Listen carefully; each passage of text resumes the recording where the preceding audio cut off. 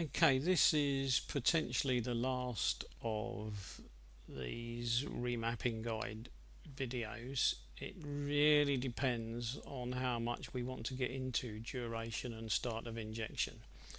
So at the moment I'm just going to stop at the torque map and then consider what to do next. In many respects, the torque map is the easiest of these maps to look at because you can look at it by eye and you can take a fair guess at what you want to do with the values.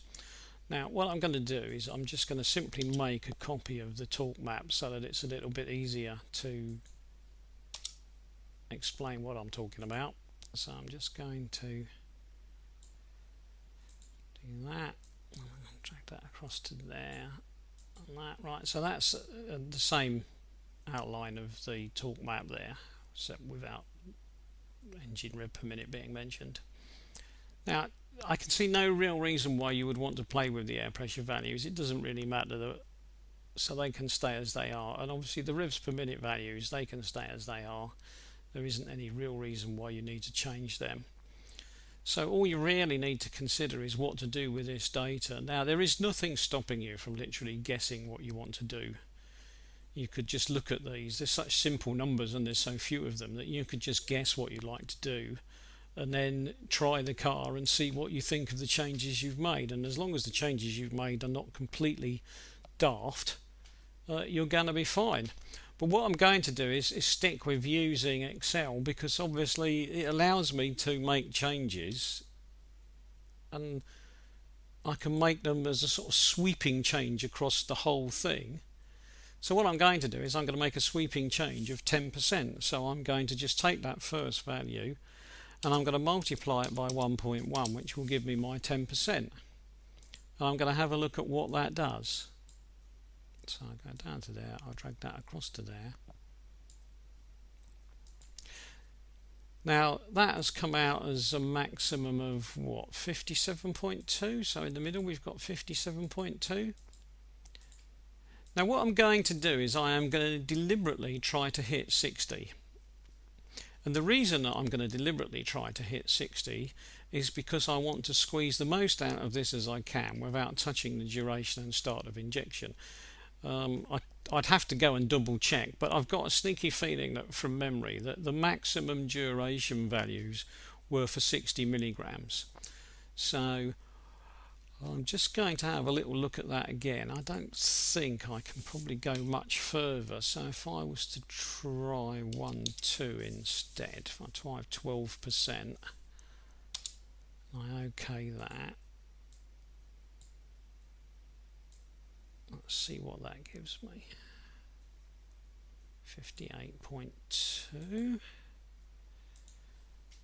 Let's try 13%. Let's see what that gives me. And again, I could try and do this in a much more scientific manner, but I really don't see the point. I mean, it's such simple numbers that we're obviously making very, very, very slight changes, but not enough to make a real difference. Let's try 4. I'll drag that one down to there, and I'll drag that one across to here.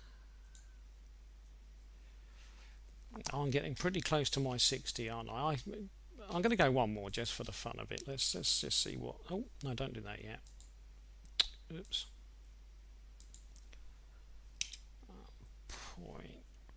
0.15. Let's see what that will let me do. Is that going to be a step too far? No, that'll do, won't it? 1.15. Has that gone in okay? Yep.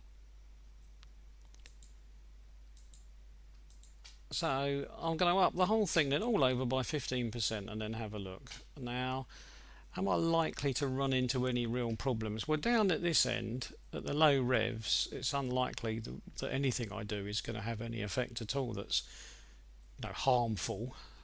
I might notice a difference in terms of drivability, but I doubt I will actually do myself any harm.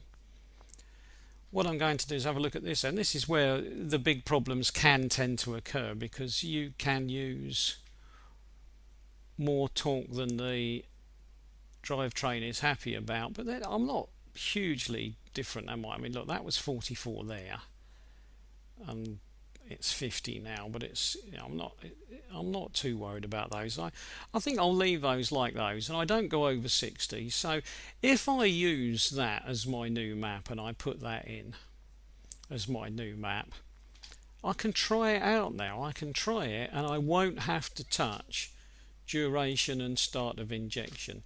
But if I want to go any further than this, I'm going to have to consider making changes to duration and start of injection. So I will have to, if I want to do that, well, if I want to show it, I'll have to make a new video, won't I? So if I want to go any further than that 60, which I'm close to now, I will have to make a new video to show people what I would consider a reasonable method of doing that. But at this point, I'm going to stop there, and I'm just going to say, well, that would be okay, and then we can try that, can't we? We've now got a whole load of changes that, with a bit of luck, shouldn't do any real harm to the car and should make a difference to the way it drives, and then we should be able to sort of sit back and say, wow, you know, we've made a little bit of a map here, we've got a little bit of a retune, and we did it all on our own without any help from anybody else, apart from the guy who put the videos on the internet.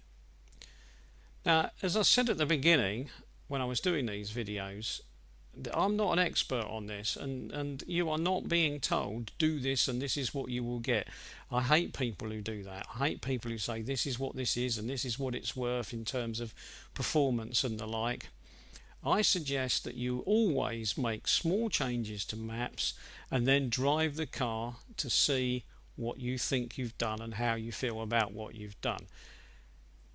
That's the bare minimum way of approaching this. If you can, the best thing to do is to learn how to do a lot of this and then book yourself a day at a rolling road where the people there are prepared to put sensors on your car, let you use the rolling road, and allow you to make changes to the ECU file on the fly so that you can make a little change and then see what they say about the figures, and then make another little change and see what they say about the figures. And if you do that, you will be as close to being a professional as you're going to get, because that is pretty much what most professionals would be doing to make sure that their maps were giving the sort of performance that they consider to be adequate for that map.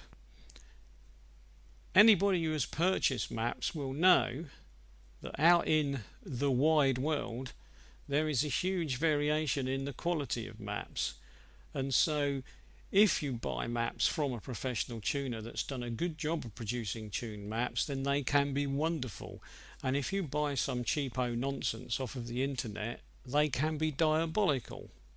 But then I guess that's why some people will look at these videos and think, well, I wouldn't mind having a go at doing this myself, because A, I might be able to do it at a reasonable cost, and B, at least then I know what I've done to the car.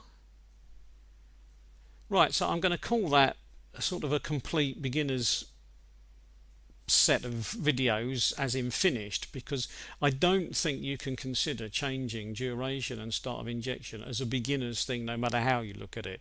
So although I may go on to beginners versions of duration and start of injection, they're not really going to be beginners versions, are they? Because they're going to assume that you know all of this and you've already played with all of the previous maps that I've talked about before going anywhere near those. Please, whatever you do, don't follow these videos and then make changes to duration and start of injection all in one go and then dump that whole file into your car.